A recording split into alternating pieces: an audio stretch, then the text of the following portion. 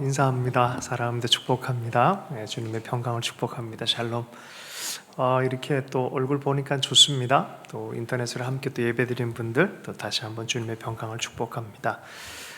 오늘 말씀은 회복으로의 길이란 제목으로 해서 말씀을 나누겠습니다. 예루살렘에서 주님이 죽으시고 부활하셨습니다. 그리고 몇 번 제자들에게 나타나신 다음에 갈릴리로 가라라고 명령을 하셨어요. 예루살렘 밑에 있고 갈릴리는 북쪽에 있어요. 갈릴리 호숫가에 주로 살았던 어부 출신인 이들에게 갈릴리로 가라라고 말했어요. 그 길은 주님께서 회복을 위한 길이었어요. 그리고 특별한 또 목적이 있는 그런 길이었습니다. 그동안 7시간 동안 말씀을 좀 나눴어요. 생각이 결과를 낳는다. 우리의 생각이 굉장히 중요하다. 결국 생각은 삶의 형태로 나타날 수밖에 없다라고 말했어요. 그래서 바르게 아는 게 매우 중요하다. 근데 무엇에 대해서 바르게 아는 게 중요하냐? 예수님에 관하여서 정확하게 아는 것이 무척 중요하다는 거예요. 이게 인생 전체를 좌우한다는 거예요. 그래서 그걸 통해서 우리가 바라보고 있는 세계도 결정되어지고요, 사람들을 향한 태도도 결정되어지고, 인생의 목적도 방향에 대해서 바르게 알기 시작하는 것이죠. 예수님에 관해서 좀 더 알아야 될 게 필요했어요, 제자들은. 그리고 저희 개인의 삶에 대해서 부활한 예수님 만났지만 주님이 또 그 각 개인을 어떻게 생각하는지에 대해서도 이해할 필요가 있었습니다. 이런 회복의 과정을 위해서 주님께서는 갈릴리로 가라라고 말씀하셨어요. 우리 안에 회복돼야 될 게 있다면 가장 먼저는 믿음이에요. 하나님을 향한, 예수 그리스도를 향한 믿음이 회복돼야 되고, 두 번째는 그 사랑의 관계가 회복돼야 됩니다. 이것이 온전한 회복이라고 말할 수 있습니다. 요한복음 21장의 장면은 다른 복음서의 장면과는 다르게 마무리를 지어져요. 다른 복음서를 보면은 하늘과 땅의 모든 권세를 하나님이 예수 그리스도께 주셨으니 스스로에게 말씀하셨어요. 이제 너희들은 가서 온 세상으로 제자를 삼으라, 이렇게 말하고 끝나요, 대체로. 근데 여기는 그렇게 끝나지 않아요.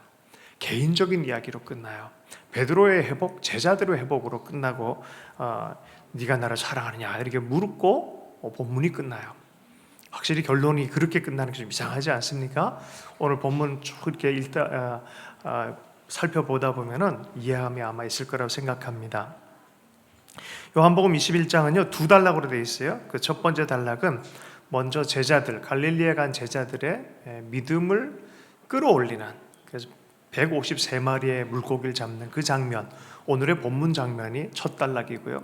두 번째 장면은 이 리더격인 베드로의 이 돌이켰던 마음을 다시 돌이켜서 회복하는 그런 장면이 두 번째 장면으로 되어 있습니다. 어떻게 보면 개인 사역의 회복에 대해서 집중함으로 끝나는 것입니다. 오늘 이 베드로의 회복이 우리의 삶 안에도 있었으면 좋겠습니다. 그런데 주님께서 이 베드로를 위해서, 제자들을 위해 택하신 장소는 제자들에게 아주 익숙한 장소, 그들이 살았던 고향과 같은 그 장소, 예수님을 처음 만났던 장소인 갈릴리로 부르셨다는 것입니다. 이들의 직업의 대부분이 사실 어부였어요. 부활을 하기 이전에 예수님 만난 장소도 갈릴리였거든요. 또 이게 부활한 이후에 예수님께서 이들을 회복하는 장소도 갈릴리입니다. 어떻게 보면 첫 소명을 불렀던 그 소명에 이때여서 완전히 새롭게 다시 한번 시작할 수 있도록 다음에 기회를 주는 어떤 그런 장소와 같은 곳이라고 할 수 있습니다. 마태복음 4장, 마가복음 1장, 누가복음 5장에 이들이 어부로서 부름받은 장면들이 등장합니다. 그 중에서 누가복음 4장의 장면을 좀 가보면요, 그곳에서도 갈릴리에서 이들을 부르신 예수님이 나타납니다. 그때 당시 5장에 넘어가기 전에 4장에 보면은 예수님 사역을 참 많이 해요. 이적을 일으키고 가르치고 치유하시고 하는 일들이 있어요. 귀신 들린 자 고치고 병든 자 치료하고, 특별히 5장 바로 전에 뭐가 있습니까? 4장이 있어요. 그 4장에는 베드로의 장모를, 열병이 난 장모를 고치는 그 장면이 있습니다. 그리고 귀신을 쫓아낼 때 당신은 하나님의 아들이시니다 라고 소리 지르는 그런 일들이 있어요. 예수님이 그걸 알기 때문에 조용히 해라 라고 그렇게 꾸짖는 장면도 있습니다. 날이 밝았을 때 무리들이 예수님을 찾아요. 그한테 가면 살아나고 치유받고 하니까 무리들이 따라왔단 말이죠. 바로 그때 말씀을 가리키기 위해서 배가 두 개가 바닷가에 있었는데 그 배를 딱 올라갔어요. 그 배의 주인이 누구였냐면 바로 베드로였어요. 베드로의 배에 올라탔단 말이에요. 그리고 가르쳤어요. 1시간 동안 말씀을 가르쳤는데 2시간 가르치면 모르겠어요. 한참을 가르치고 나서 베드로한테 명령해요. 그물을 내려서 저 깊은 데로 가서 그물을 내려라라고 말해요. 그 베드로가 뭐라 그러냐면 이렇게 얘기를 해요. 밤새도록 잡았는데 무슨 아니 전직 목수 말씀 전하는 분이 본업인 어부한테 얘기를 한 거죠. 그래서 깊은 데로 가서 고기를 잡아라. 그것도 이제 낮이 됐는데 밤에 보통 고기를 잡는 게 많이 잡히거든요. 그것도 깊은 데는 고기가 없어요. 그때는 낮에는. 이게 이해가 안 가는 거예요. 그러나 내 상식이 아니라 말씀을 전한 그 말씀에 의거해서 내 상식으로는 이해가 안 가지만 말씀에 의거해서 믿음으로 내가 그물을 내리겠습니다 라고 했을 때 엄청난 일이 벌어져요. 그물이 찢어질 정도로 많이 해서 친구를 불러요. 혼자서 이게 다 안 돼가지고 친구를 부릅니다. 그 친구들 이름이 옆에 있었던 배의 친구의 이름이 요한과 야고보였어요. 네. 자, 어쨌든 이 말씀에 의지해서 여러분 이 부분에서 되게 중요합니다. 성경은요 말씀을 듣고 행할 때 복을 주시겠다고 분명히 말씀하고 있어요. 성경 전체를 흐르는 복의 길입니다. 말씀을 듣고 말씀을 행할 때 나가도 복을 받고 들어와도 복을 받는다라고 말해요. 여러분의 떡반죽 그릇이 여러분의 광주리가 복 받길 원하십니까? 여러분 말씀을 듣고 어떻게 해요? 실행하는 거예요. 베드로도 말씀을 듣고 실행했더니 놀라운 역사가 일어난 것처럼 우리 인생의 복과 저주는 너희들이 선택할 수 있다라고 성경이 분명히 가리키고 있습니다. 어쨌든 베드로는 그 말씀에 의지해서 그물을 던지기로 결정했어요. 찢어져 버렸다 그래. 찢어질 정도로. 근데 그걸 다 끌어올려 보니까 2배 가득 찼다라고 말합니다. 자, 여러분, 요 누가복음에서 보면은 왜 베드로의 배에 탔을까라고 좀 생각해 볼 필요가 있어요. 이 5장이에요. 4장에는 무슨 일이 있었다고요? 베드로의 장모의 열병을 고치는 일이 있었다는 것이죠. 만선의 기적을 경험한 다음에 베드로는 생각했을 거예요. 와, 우리 장모님도 고쳐주시고 기적도 주시고. 갑자기 생각이 확 해서 눈이 확 띄었어요. 주여, 나를 떠나소서, 나는 죄인입니다 라고 고백할 수밖에. 이분이 진짜 주님이시구나 깨달은 거죠. 모두가 놀랐어요. 야고보, 요한도 놀랐다라고 성경은 분명히 얘기를 합니다. 그랬더니 예수님께서 시몬 베드로한테 이렇게 얘기를 했어요. 갑자기 무서워 말라. 이제 후로는 내가 사람을 취하리라. 사람 낚는 어부가 되리라 라고 명확하게 말했어요. 그랬더니 그들이 배들을 육지에 대고 모든 것을 버려두고 잡은 물고기까지도 다 버려두고 예수를 따르니라 라고 말하고 있어요. 굉장히 단호한 결단처럼 보입니다. 근데 실은 성경 전체를 이렇게 보면은 이것이 한 번만의 만남과 한 번만의 결단이 아닌 것을 성경을 면밀하게 살펴보면 알게 되어집니다. 마가복음의 시간 서술을 보면은 그렇습니다. 마가복음 1장에 보면 사실 2일 전에 베드로가 예수님을 한 번 더 만났던 것을 우리는 알게 되어져요. 마가복음 1장 혹은 한번 찾아보면 좋겠어요. 1장 16절에서 20절의 말씀입니다. 마가복음 1장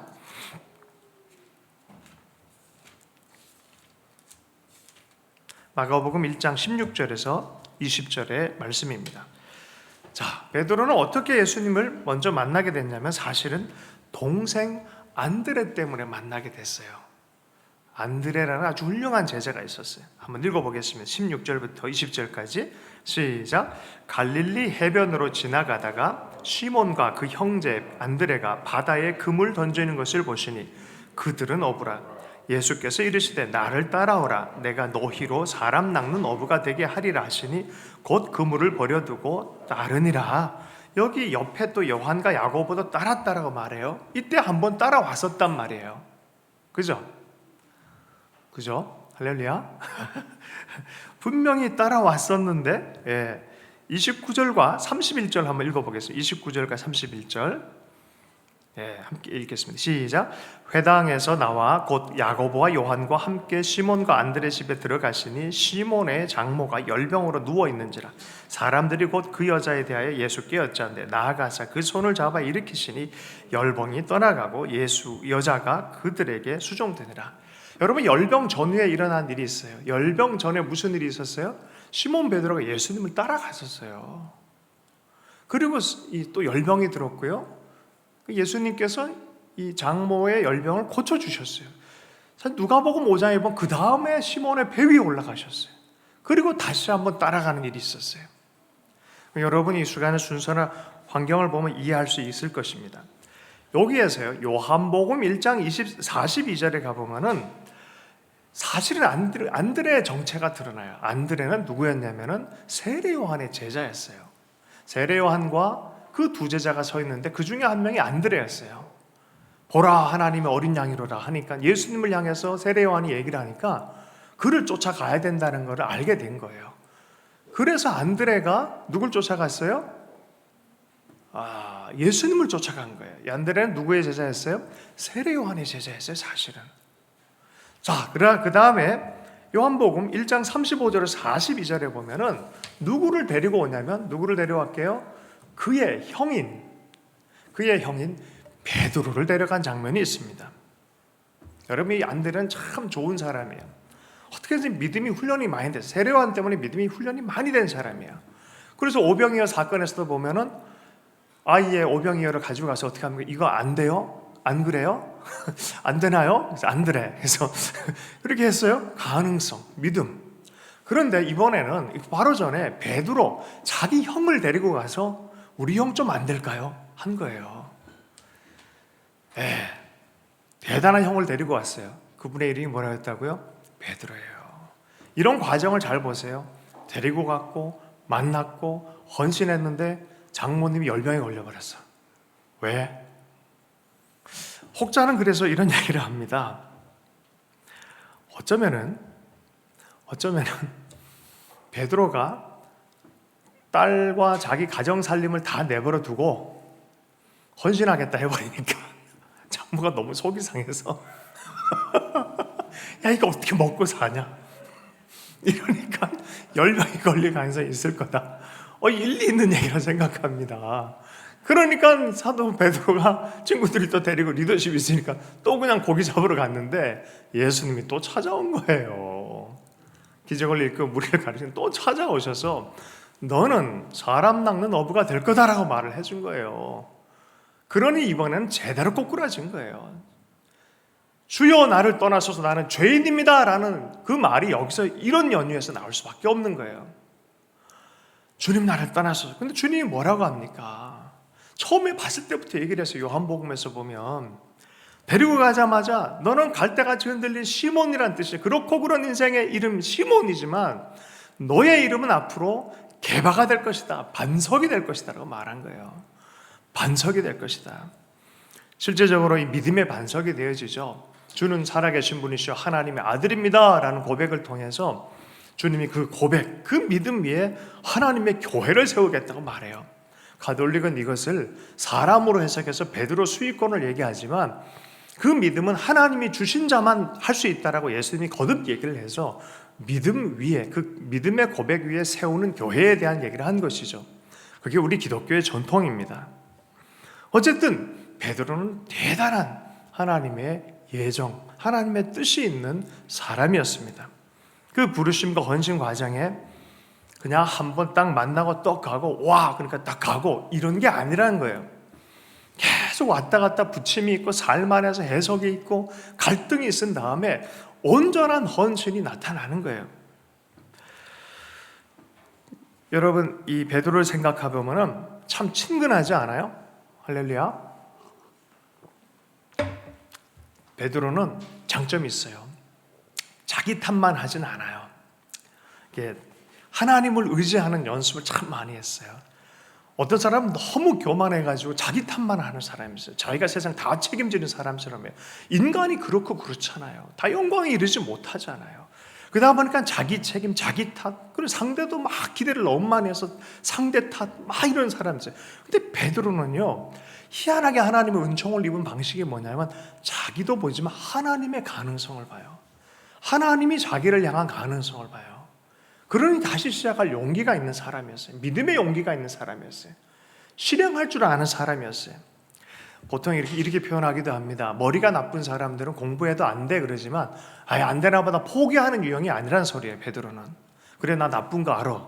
그래도 주님이 돌에다 새기면 절대로 지어지지 않아. 완벽한 믿음의 사람이 될 거야. 그런 유형의 사람, 우직한 사람이에요. 주님을 너무 기뻐하시는 거죠. 때로는 실수하는 것처럼 보여요. 여러분, 다니엘, 요셉 보면 얼마나 완벽한 인간, 피도 눈물도 없을 것 같지 않습니까? 너무나 훌륭해요. 어떻게 인간이 저렇게 살 수 있을까 싶습니다. 어렸을 때부터 목숨을 다 그냥 헌신해버리고 주님을 향해서는 조금도 빈틈없이 살아가는 사람들. 근데 베드로 보고는 그런 느낌이 안 들어요. 그냥 뭐 나랑 비슷한 그런 느낌 안 드세요? 그냥 그렇고 그런 분인데 참 이 믿음에 있어서 사연이 많은 분, 하나님의 사연이 많은 분, 하나님의 사랑을 많은 분. 여러분 훌륭한 사람이라는 얘기 듣기를 원하세요? 사랑을 많이 받은 사람이라고 여김받기를 원하세요? 그죠? 여러분 사랑을 많이 받은 사람이 되길 축복해요. 그게 진짜 믿음이에요. 그게 진짜 믿음이에요. 성정이 거룩하거나 완벽한 느낌이 절대 안 들고요. 실수를 많이 하고 흔들리고 했지만 그래도 믿음으로 계속해서 주님 주시는 새 힘을 붙들고 앞으로 나갔던 분이 베드로입니다. 자, 이제 21장 본문의 현장으로 좀 가보도록 하겠습니다. 이 본문의 현장은요, 베드로가 주님의 공생의 기간, 육신으로 계셨던 이 공생의 기간의 말기에 마지막으로 심혈을 기울였던 그 스토리입니다. 베드로에게 있어서는 너무나 아프고 힘든 시간이에요. 사실은 부활한 주님 분명히 받고요, 12제자의 맏형이기도 하지만 사실은 주님 앞에 너무나 큰 배신을 한 것이 바로 2주 전이에요. 2주 전, 길게 잡아야 2주 전이에요. 너무나 아픈 가슴이 있어요. 부활도 알고 하나님의 영광도 아는데 과연 나를 개인적으로 정말 내 이름으로 받아들이셨냐라는 부분에 있어서는 주님이 찾아왔지만 말로 한번 제대로 해결한 적이 없어. 해소해 본 적이 없어요. 아픈 상처를 가지고 있어요. 주님이 눈으로 쳐다보면서 바라볼 때 3번 부인을 했어요. 고통당하는 주님 돕지는 못할 망정 그냥 못을 더 박아버린 격이 됐어요. 예언 그대로 딱 부인하고 나서 닭이 3번 울어버렸어요. 그러니 주님의 예언이 정확하게 맞아들은 거죠. 아, 이게 주님 오래전에 시험당하는 걸 조심해라 하고 주님이 날 위해서 기도했다란 그 장면이구나. 근데 주님이 비난의 눈으로 본 게 아니라 내가 말했잖니 힘을 내라라는 그 눈으로 쳐다보셨어요. 그러니 밖으로 나와서 미안해서 펑펑 울었던 장면이에요. 그걸 기억하고 있어요. 닭이 울은 그것 때문에 지금도 유럽에 가보면 교회 첨탑 위에 뭐가 있습니까? 십자가 진 닭이 있는 게 많아요. 기억해라 뭐 이런 거. 닭 울었을 때를 기억해라. 그게 있단 말이에요. 오열을 터뜨리고 문 밖에 나서 통곡했던 것을 기억합니다. 불과 한두 주 전에 일어났던 일입니다. 자신의 속 깊은 얘기를 어떻게 풀어야 될지 모르겠어요. 주님 부활하시고 날 찾아왔지만 이걸 풀지는 않았단 말이에요. 아직은. 자, 그래서 주님이 이 바다에 찾아와서 153마리를 잡게 하고 그리고 나서 베드로와 얘기를 하고 그 이야기로 마무리가 되어지는 것이죠. 오늘 본문 이렇게 보면요, 이것이 베드로의 회복장이라고 저는 이름 붙여놨어요.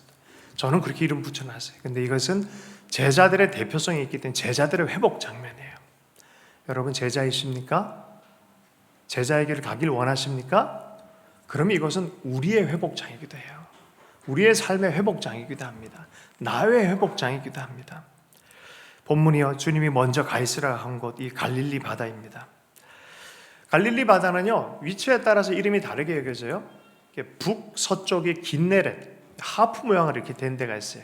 게네사렛이라는 이름으로 불리기도 하고, 서쪽은 이 티베리아 황제가 건설을 하도록 했기 때문에 이걸 디베랴 바다라고 불러요. 이게 다 갈릴리 바다의 면에 있는 다른 이름들이에요. 한마디로 갈릴리 바다에서 일어난 일들입니다.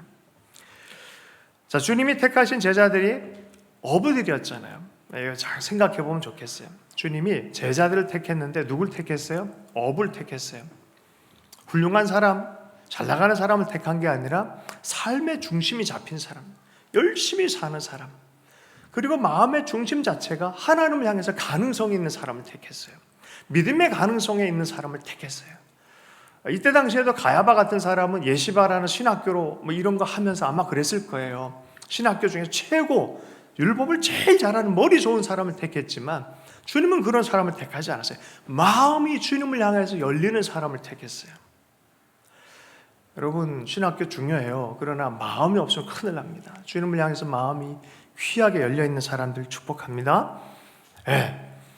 모세도 그랬고 다윗도 그랬고 요셉도 그랬어요. 그들의 삶의 현장, 광야에서, 들판에서, 보디발의 집에서 행정을 경험할 때 주님이 택하셨어요. 그 삶의 현장에서 끌어낸 거예요. 이 어부 제자들의 삶의 현장은 바로 갈릴리였어요. 주님이 찾아오신 이유가 있어요. 주님은요, 찾아올 때 시간 낭비하러 오시지 않았어요. 왜냐하면 부활하신 이후 40일이라는 공생의 기간에 아주 짧은 시간에 마무리해야 될 시간이기 때문에 굉장히 압축적으로 사용하셨어요. 그 중에 갈릴리까지 나타나셔서 하셔야 될 이유가 있는 거예요. 나타나셔서 하신 이유가 있어요. 그 첫 번째는 첫 번째 오셔서 말씀한 건 두려워하지 마라. 두려움을 없애셨어요. 두 번째 제자들이 있는 곳에 와서 도마의 의심을 없애셨어요. 의심을 없애기 위해서 왔어요. 이 세 번째는 사랑을 회복하고 소망을 회복하기 위해서 오신 거예요. 제자의 제자됨을 다시 한번 콜링하기 위해서 오신 거예요. 제자들을 위해 오셨어요. 본문의 말씀을 한번 들어가 보도록 하겠습니다. 1절의 말씀을 한번 읽습니다. 1절 말씀 같이 한번 읽어보겠습니다. 시작. 그 후에 제자 예수께서 디베랴 호수에서 또 제자들에게 자기를 나타내셨으니 나타내신 일은 이러하니라.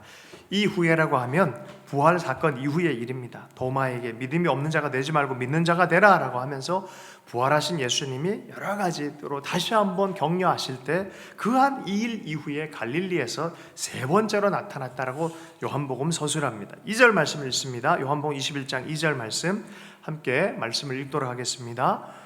시작. 시몬 베드로와 디두모라 하는 도마와 갈릴리 가나 사람 나다나엘과 세베대의 아들과 또 다른 제자 둘이 함께 있더니. 베드로, 디두모는 쌍둥이란 뜻이에요. 쌍둥이라 불리우는 도마와 가나 사람 나다나엘, 세베대의 아들 야고보와 요한, 그리고 다른 제자라고 합니다. 제자란 단어를 쓰고 있어요. 주님을 따르는 제자들이 있다라고 말해요. 7사람이 있을 때였어요. 그런데 갑자기 베드로가 뜬금없이 제안을 합니다. 3절 말씀 읽습니다. 시작. 시몬 베드로가 나는 물고기 잡으러 가노라 하니 그들이 우리도 함께 가겠다 하고 나가서 배에 올랐으나 그날 밤에 아무것도 잡지 못하였더니. 베드로가 여전히 또 인간적인, 지극히 인간적 리더십을 발휘해서 야, 나 물고기 잡으러 갈 건데 갈래? 그랬더니 다 우르르 가겠다 그래서 7명이 다 따라갔어요. 몇 사람은 저 남아있지 않았을까 싶습니다. 7명이 갔어요. 그런데 어떻게 됐습니까? 아무것도 잡지 못했습니다. 마치 누가복음 5장에 밤을 새워서 잡았는데 허탕쳤던 그날 밤과 같이 텅 빈 인생의 헛헛함처럼 오랜만에 그 무의미함과 헛헛함을 재현하는 듯한 느낌이 들었어요. 잘 잡힌 줄 알고 있었는데 또 하나도 안 잡혔습니다. 그날따라 물고기들이 자기들의 그물을 무시하고 피해갔습니다. 어떻게 보면은 예전의 삶에 회상적인 기억이 이렇게 났을 것 같아요. 아마 이런 생각이 꼬리에 꼬를 물지 않을까 싶었습니다. 제가 묵상하다 생각해봤어요. 주님은 부활한 건 맞지만 내 인생은 내 일상은 어쩌면 여전히 무력함과 탈진과 별로 노동에 대한 대가에 대해서 받지도 못하고 이렇게 끝나는 건 아닐까? 여러분, 주님을 만나고 경험하고 놀라운 헌신을 했는데도 때로는 이런 일도 생길 수 있어요. 엘리야도 그랬어요. 갑자기 무력해질 때가 있어요. 주님이 승천하신다 그랬는데 승천하시고 나면 이렇게 우리 또 와서 7명의 제자가 주님 열심히 따르다 고기를 잡았는데 좀 잡혀주면 안 되나? 근데 안 잡히네? 승천하고 나서도 우리 인생이 이렇게 그냥 아무것도 아닌 것처럼 아닌가? 어쩌면 꼬리에 꼬리를 묻는 그런 불안한 상상, 빈 그물과 같이 함께 길러낸 것이 이 두려움, 어떻게 보면 우리는 홀로 남는 거 아닌가? 이런 상상이 될지도 모르겠습니다. 옛 길을 다시 한번 자기도 모르게 슬그머니 마음이 이게 가고 있고, 바다에서 길러낸 건 이런 무상함, 이런 이 허탈감, 이런 건 아닌지 모르겠어요. 요새 코로나 기간에 좀 그런 느낌이 좀 들어요. 교회들에게 무력감을 주는 것 같아요.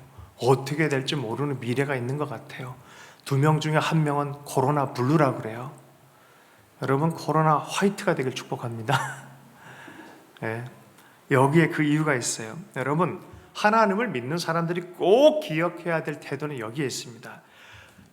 반드시 예수의 사람들은요, 인생을 살아가는 믿음의 사람들은 하나 꼭 기억할 게 있어요. 어둠이 짙어질수록 주님이 준비하신 광야의 식탁은 반드시 있다는 걸 기억하십시오.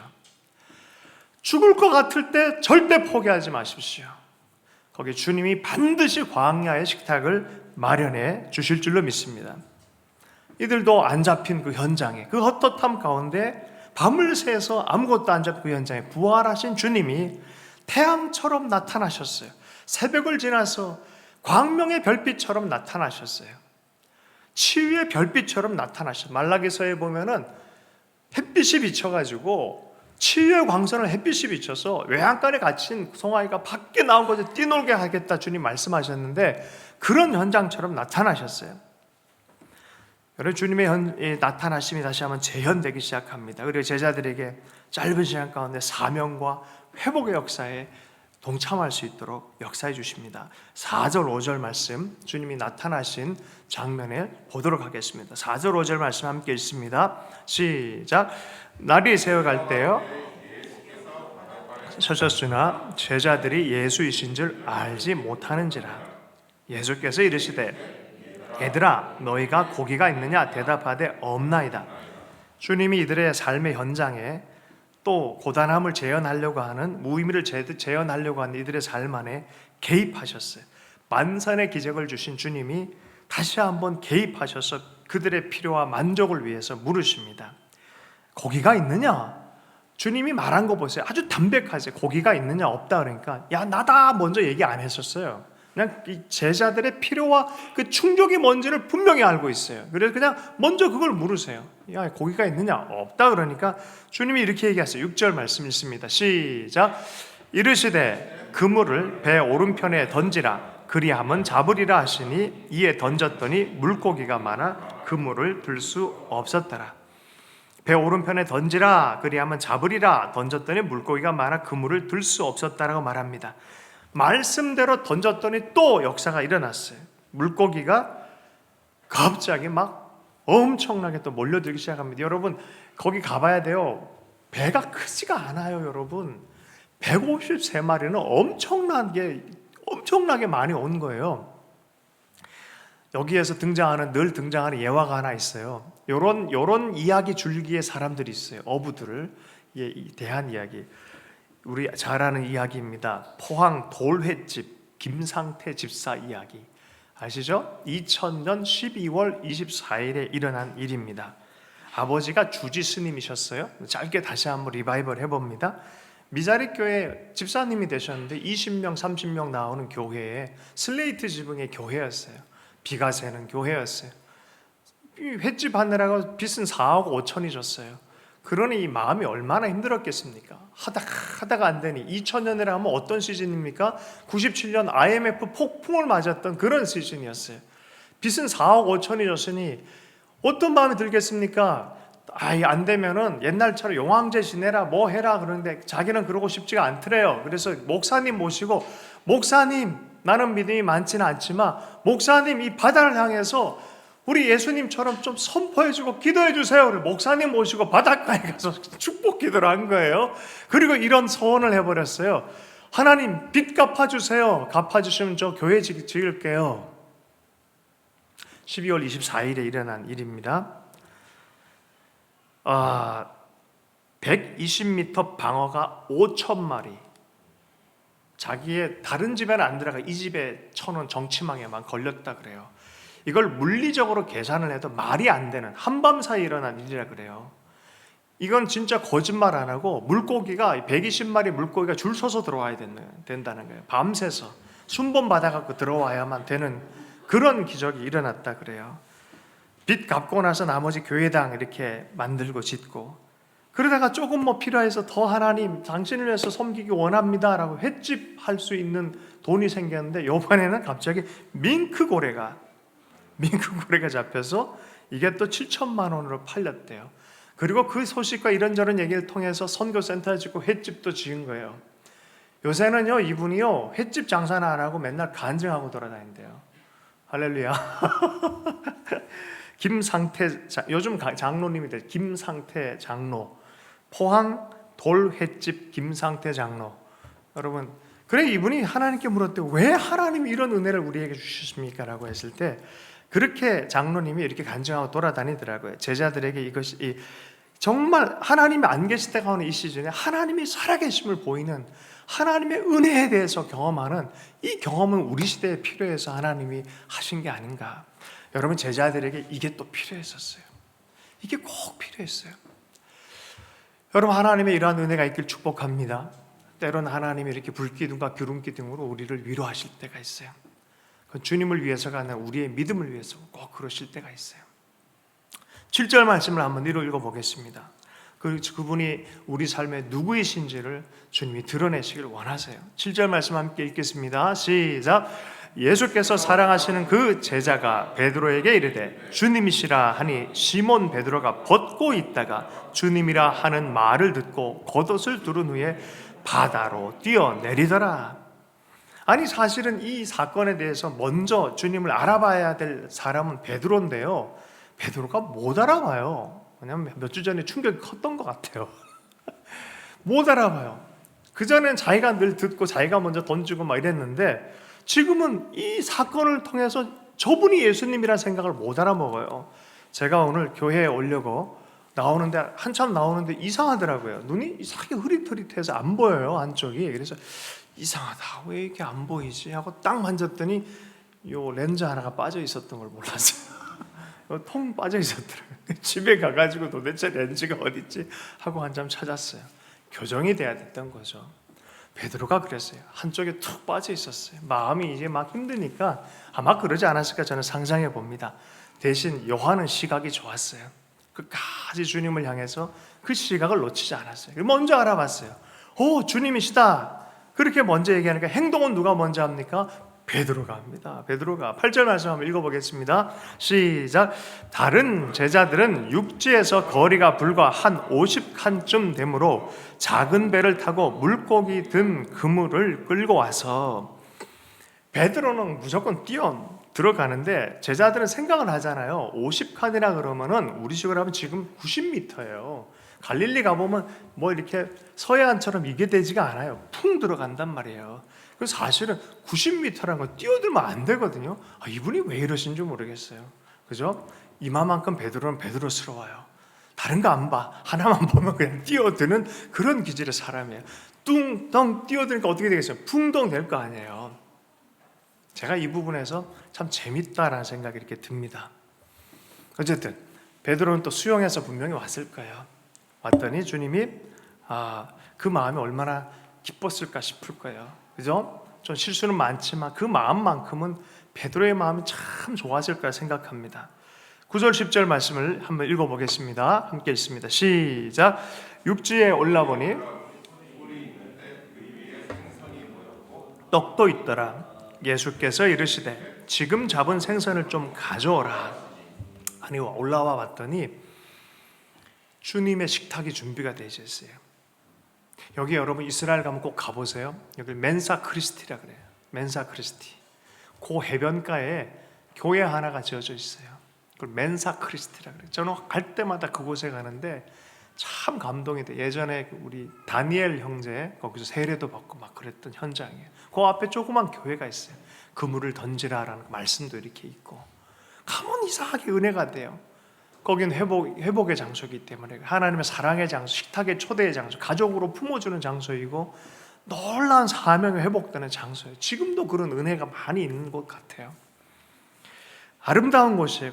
거기 갔더니 떡이 있고 고기를 숯불을 굽고 계신 거예요. 이게 여러분, 우리 주님이 얼마나 섬세하고 젠틀하시고 제자들의 필요를 보시는 분인지 여기서 나와요. 배고픈 제자, 밤새워서 일하고 얼마나 배고프실까 생각을 해요. 뭘 준비해 오셨어요? 떡과 생선을 미리 준비해 갖고 오셨어요. 세심하게 배려해 준 거예요. 그리고요, 제자들이 일한 것들도 인정해줘요. 갖고 와라, 네가 잡았던 거. 잡았던 거 가지고 와라.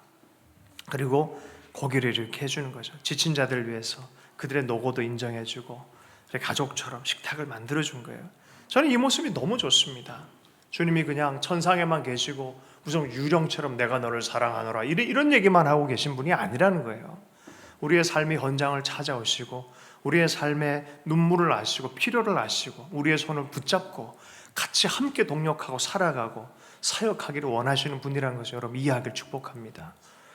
전혀 우리와 상관없는 그런 방식으로 우리에게 다가오신 분이 아니에요. 우리 삶의 현장으로 찾아오시는 분이십니다. 11절 말씀을 한번 읽어보겠습니다. 11절 말씀 읽습니다. 시작. 시몬 베드로가 올라가서 그물을 육지에 끌어올리니 가득히 찬 큰 물고기가 153마리 이같이 많으나 그물이 찢어지지 아니하였더라. 할렐루야. 153마리를 갖고 교부들은 엄청난 해석을 많이 해요. 이런저런 해석. 그래서 결국은 종합적으로 이분은 하나님의 아들이시다. 허물을 끌어올린 게 아니라 그물로 끌어올렸는데 이분은 살아계신 하나님의 아들이시다. 그가 우리를 위해 죽으셨고 그가 우리를 위해서 부활하셨다. 이런 의미로 끌어올렸다라는 의미론, 상징적인 의미에 대해서 해석하는 분도 있어요.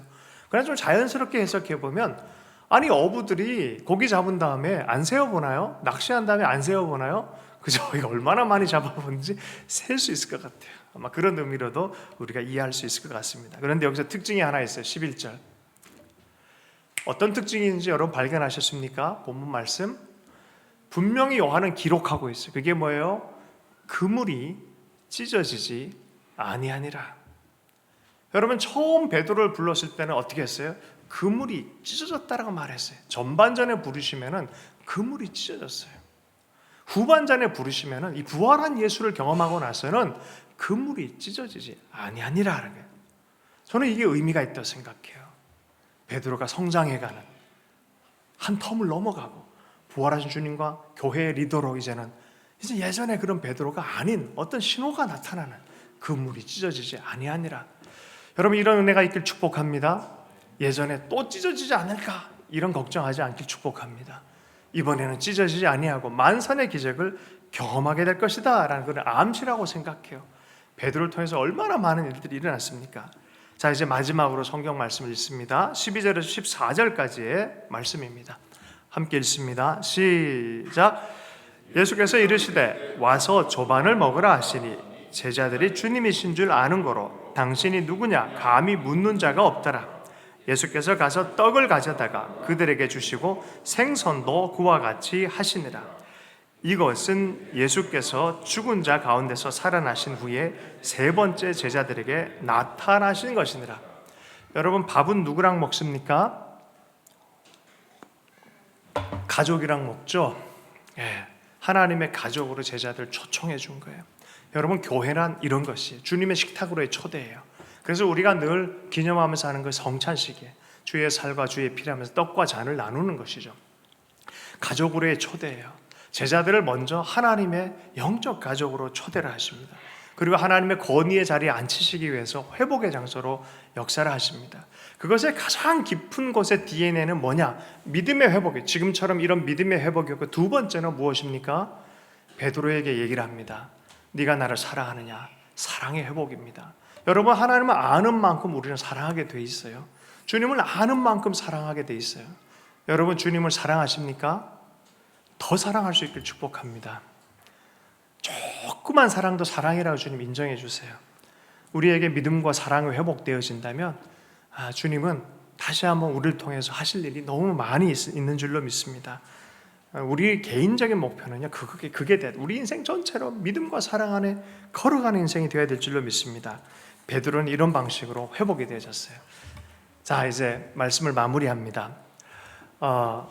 이 뒷부분에 또 이 PS, 추신처럼 또 이렇게 한번 묻습니다. 베드로는 늘 이렇게 웅덩붕덩하고 가다가 또 이렇게 흔들리고 하는 게 사라졌을까요? 없었을까요? 사도행전 보면 많아요. 이분이 이방인 선교할 때도 한 번 좀 그러셨고요. 로마에서도 또 한 번 그러셨어요. 막 핍박이 있으니까 로마를 빠져나왔단 말이죠. 근데 갑자기 부활하신 승천하신 예수님이 갑자기 영으로 나타나셨어요. 주님께 물어요. 코바듯이 이 도미네 주님 어디로 가십니까? 물었더니 야 네가 버린 로마로 간다 그러니까 다시 돌아가셔요. 다시 돌아가요. 왔다 갔다 하는 인생이에요. 그런데 또 주님의 음성이면 또 달려가요. 베드로는. 그리고 그곳에서 끝까지 사랑과 믿음을 버리지 않고 역십자가로 순교하시는 분이 베드로입니다. 여러분 우리 인생에서 흔들릴 수 있어요. 실수할 수 있어요. 그러나 믿음과 사랑을 다시 격려하실 때 다시 한번 일어나고 베드로처럼 달려가서 결국에 우리 삶을 향한 하나의 목적을 이루어드리는 그런 회복의 길을 끝까지 걸어가는 우리의 삶이 되길 축복합니다. 우리 말씀 붙들과 함께 기도하도록 하겠습니다. 이렇게 기도하십시다. 하나님, 우리도 우리의 삶 안에 치유되어야 될, 회복되어야 될 삶의 자리들을 걸어가기를 원합니다. 믿음을 새롭게 해주시고 그 사랑을 새롭게 해주시기를 기도합니다. 이렇게 함께 기도합니다. 하나님 아버지.